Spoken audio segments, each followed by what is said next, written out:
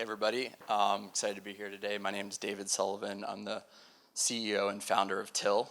I'm here to talk today about why evictions suck, the underlying problem that creates eviction risk on our portfolios, and how we can use innovative financial products to improve both the residents' lives and ability to pay rent, but also your portfolio's performance. So each year, 900,000 evictions occur. Many more occur in the shadows, and we as landlords use different tactics to get residents out of our portfolios who aren't paying rent. So why do evictions occur? Well, the rent is too damn high.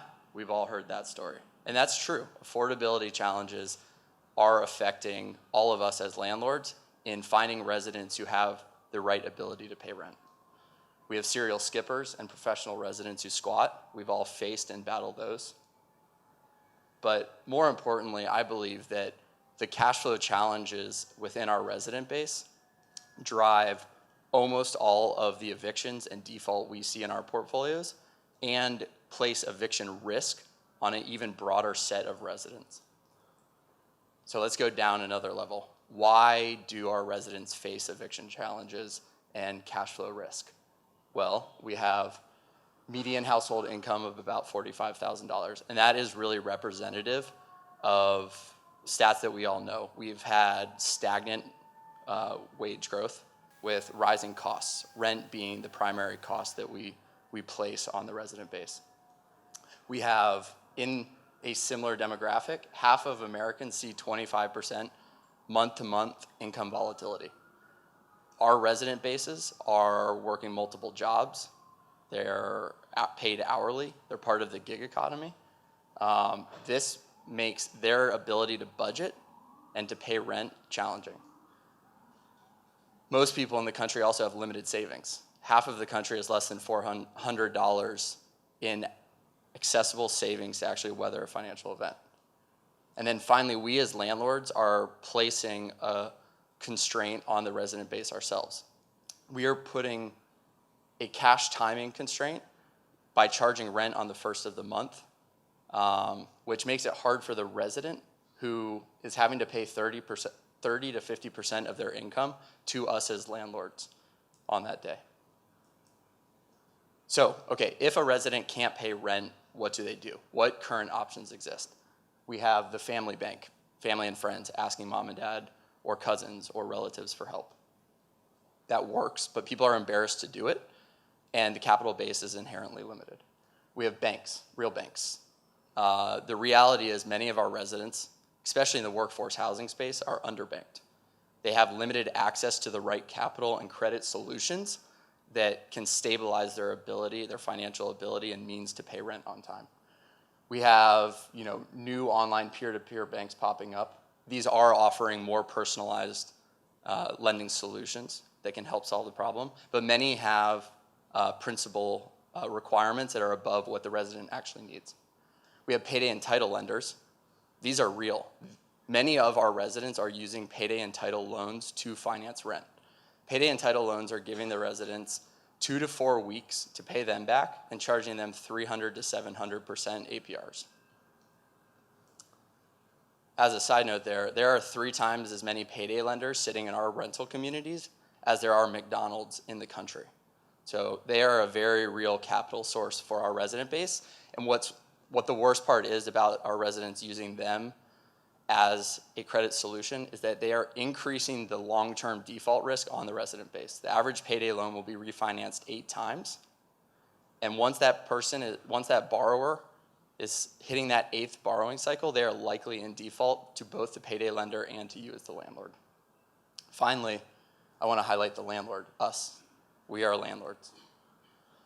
We as landlords offer credit to our consumer base, our residents, but it is not effective credit. We do this in 2 ways. We have payment plans. We have a good resident. They've been with us for a few years and they hit a cash timing problem. We give them a payment plan because we don't want to lose them and we understand the cost of the eviction. But more prevalent is the second form of financing we're offering them. We are giving residents a form of financing called a late fee. The late fee in most jurisdictions is 5 to 10% of rent for that month. And we usually give them 2 weeks to pay it. So what happens if they don't pay? We then file eviction and charge them eviction fees. And then if they don't pay that, we put them on the street. So let's just look at the initial late fee. The initial late fee, let's say, is 10%. And we give them 2 weeks.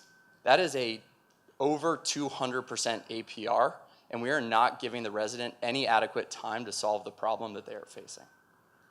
Fair housing makes custom rental payment solutions challenging, and we as landlords are under-resourced to deliver this type of credit. We are not re-underwriting them. We can't re-underwrite them. We don't actually know what the resident's credit risk is at this point of need. So I want to dispel a myth that I hear all the time from our landlord partners and people that we work with. So I talk all the time to landlords and they say, well, we like our late fee revenue. I want to challenge that. Late fee revenue is a loss center. At best, it is a break-even value proposition. I want to quickly talk you through why I believe that and why we as landlords are really bad at delivering credit. So we as landlords look at our income statements, and there is an explicit line that says late fee revenue. That makes us feel good. I ran a portfolio that had $1 million in annual late fee revenue. That made me feel good. Well, some residents might not pay, but we made $1 million. That is not true. We pulled it apart, and the challenge in understanding late fee revenue is understanding the costs that drive and are associated with the delinquency and the collection effort. I challenge you to go look at your portfolios and actually pull apart these costs to see whether you're making money, and I would hands down bet that you are not.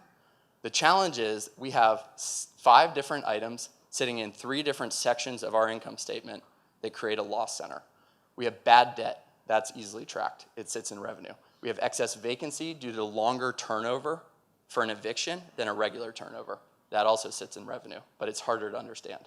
We have our collection team's costs. We have legal and eviction filing costs hidden in property management expenses. We then have materials and labor to turn a turnover. We all know our evictions cost us more. We have materials and labor to turn an eviction turnover beyond a normal turnover that are hidden somewhere. Ideally, we shove them into CapEx, but are also hidden in turnover and maintenance costs. The portfolio I was running, I did this exercise, $1 million in annual revenue off late fees. We were spending $1.4 million on those items. We were losing $400,000 a year, charging our residents over 200% APRs, giving them 2 weeks to pay us back, and still evicting many of them. The worst part is the resident is the biggest loser in this equation. So even if they aren't evicted, they face the stress of eviction month to month. But the ones that are evicted, we are damaging their confidence, we are destroying their credit scores, and we're destroying their ability to find housing in the future. Many families who are evicted are forced into transitional housing with family or friends, homeless shelters or hotels. Children are ripped out of schools, and there's just an overall loss of community. Parents, who are the breadwinners of these families, who face the cash instability or the cash uncertainty, are then distanced from their job opportunities, making it harder for them to actually earn income to rent a home from us again. So I want to talk about 2 solutions. We have a suite of financial products that we're delivering into and specifically designed for the multifamily and single-family rental housing industries. I want to talk about 2 that we're delivering today. We have a core rental loan that is meant to weather a financial emergency. It is a 3 to 6 month loan. We underwrite the resident on their ability to pay. We want to make sure that they have the ability to pay us back and the ability to pay you as a landlord in the future.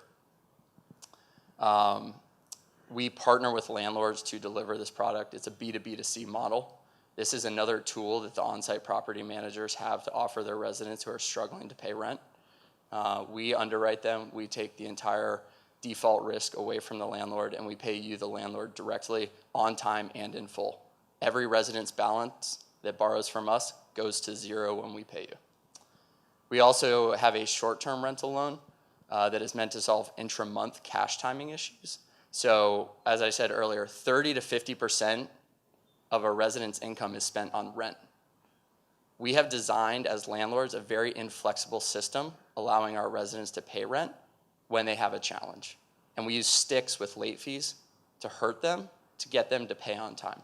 The short-term loan allows us to pay you as landlords every single month on time, and it gives the resident ultimate flexibility over that month's time period to pay us back. They can pay us back on their pay cycles, they can pay us back weekly, they can pay us back daily. Whatever improves their ability to pay you rent to lower their ultimate default risk and cost to you as a landlord. So I am very passionate about addressing the affordability challenge with innovative financial solutions. I believe that alternative credit specifically designed for the rental industry can do good and do well, that we can improve the financial stability of your resident base while improving your portfolio's performance. Thank you.